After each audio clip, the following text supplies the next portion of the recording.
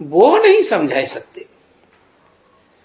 ये दुनिया पुरानी है, सो अब ये नई दुनिया नई होने की है। पुरानी दुनिया नई जरूर होगी ना,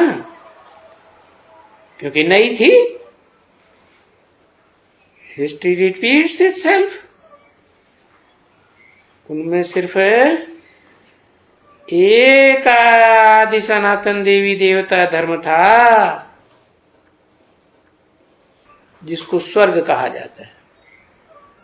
इसलिए भगवान बाप कहते हैं सर्वधर्मान् परित्यज्य, क्या सब धर्मों को त्याग दो। और सब धर्मों को त्यागेंगे तो उनके धर्म पिताओं को याद करेंगे बैठ के, तो उनको भी बुद्धि से त्याग देंगे।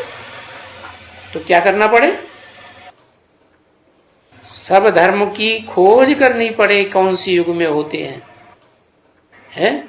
ऐसे थोड़े ही कि शास्त्रों में दिखाई दिया, महाभारत में क्या दिखाई दिया कि कृष्ण भगवान द्वापर के अंत में आए। अरे द्वापर के अंत में तो लिमिटेड धर्म होते हैं, लिमिटेड मत पंथ संप्रदाय होते हैं। जब सब धर्म आ जाएं इस सृष्टि पर, अनेक मत मतांतर वाले, तब की बात है। तब भगवान आते हैं इस मत मतांतरों, लड़ाई झगड़ा कलह क्लेश वाली दुनिया को खलास करके सत्ययुगी दुनिया स्थापन करने के लिए। क्योंकि कलह क्लेश होता ही है झूठ के आधार पर।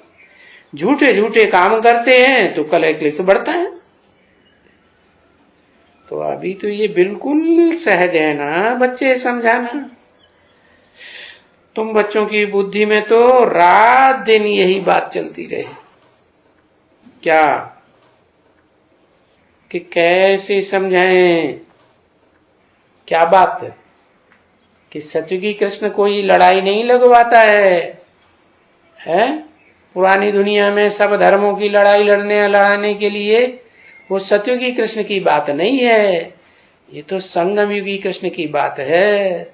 परंतु संगम युगी कृष्ण को जो समझा सकते हैं वो जानते भी तो होंगे ना। जो जानते होंगे, समझा सकते हैं, तो वो उस राज्य में आवेंगे।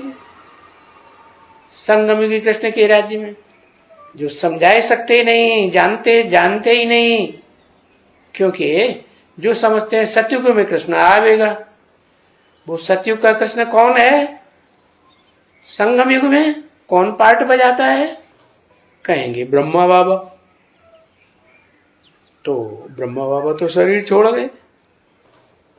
अब शरीर ही छूट गया तो विश्व धर्मों में झगड़ा कौन कराएगा जो सब खलास हो जाए? कौन कराएगा? सवाल ही पैदा नहीं होता।